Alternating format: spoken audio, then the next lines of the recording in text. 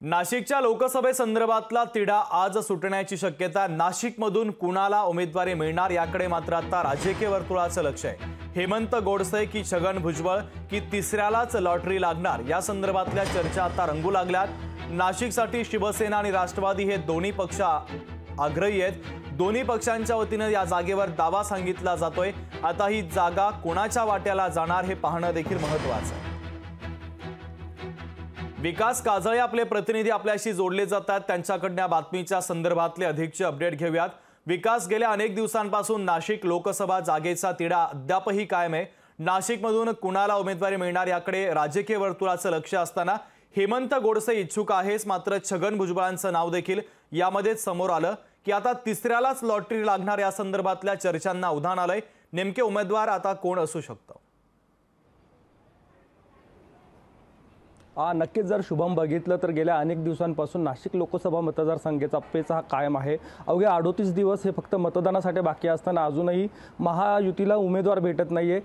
हेमंत गोडसे यांनी गेल्या वर्षभरापासून मोर्चेबांधणी देखील केली, परंतु त्यांचं नाव कुठेतरी मागं पडलं आणि आता छगन भुजबळ यांचं नाव पुढे आलेलं आहे।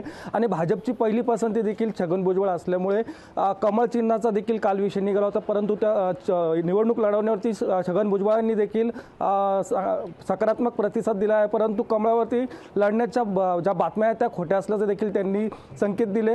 आणि त्यातच जर आज जी काही बैठक होणार आहे त्या बैठकीमध्ये उमेदवार ठरण्याची देखील मोठी दाट शक्यता वर्तवण्यात येत आहे। आणि संजय शिरसाट यांनी देखील आज उमेदवार मिळण्याची शक्यता वर्तवण्यात आली। त्यामुळे नाशिक लोकसभा मतदारसंघाकडे संपूर्ण राज्याचं लक्ष लागून आहे। आणि छगनराव भुजबळ यांनी देखील ही जी काही उमेदवारी आहे ही त्यांना भेटणार असल्याचे देखील संकेत दिले होते। त्यामुळे छगन भुजबळ आणि हेमंत गोडसे यांच्या व्यतिरिक्त तिसरं नाव मध्येच येतं की काय याकडे देखील अनेक शक्यता या वर्तवल्या जात आहेत।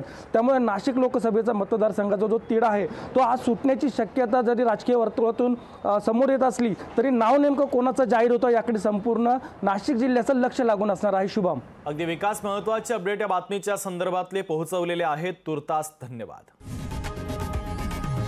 लोकशाही मराठी ऐका, पहा, जागरूक रहा।